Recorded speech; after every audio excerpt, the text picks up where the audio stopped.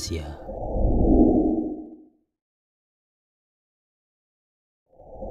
Baik, Ustadz Felix, dari bacaan Ustadz Felix, gimana kita bisa bedakan dengan teman-teman antara pengertian Yahudi, Israel, dengan kemudian juga ada Ibrani. Seperti apa kita bisa share ke teman-teman dari bacaan-bacaan yang bisa kita kaji?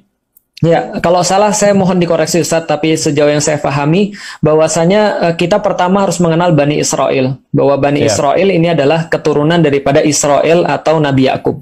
Maka ketika kita membahas tentang Bani Israel, banyak sekali ayat-ayat di dalam Al-Quran yang menyeru kepada Bani Israel. Maka kita memandang bahwa Bani Israel ini adalah bagian daripada memang orang-orang yang terpilih oleh Allah. Orang-orang yang dimuliakan oleh Allah. Allah katakan mereka dipilih dan dimuliakan atas seluruh umat-umat yang lain. Nah, tapi di antara mereka ini nanti akan berpecah belah setelah Yusha bin Nun itu menuntun mereka masuk ke dalam tanah terjanji yang pada awalnya mereka tolak sendiri itu, maka mereka dibagi menjadi 12 wilayah yang ya namanya Yahudi, Ustaz, mereka ribut terus, akhirnya terbagi menjadi 2. Nah, 2 wilayah inilah yang menyebabkan ada term yang baru. Term yang pertama adalah kerajaan Israel yang ada di utara, yang beribu kota di Samaria. Kemudian ada term yang lain lagi, kerajaan Yahudi, yaitu adalah dari kata-kata Yehuda, salah satu anak daripada Nabi Yakub, yang berlokasi di sebelah selatan, beribu kota di Yerusalem.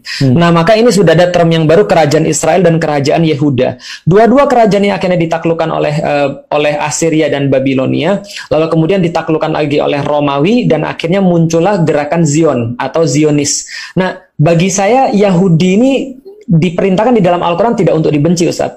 Artinya ya Rasulullah juga punya istri daripada orang Yahudi, dan Rasul tidak pernah memerintahkan kita untuk membenci secara langsung pada orang Yahudi. Tapi yang diminta kita untuk dibenci adalah kelakuan-kelakuan atau sifat-sifat Yahudi.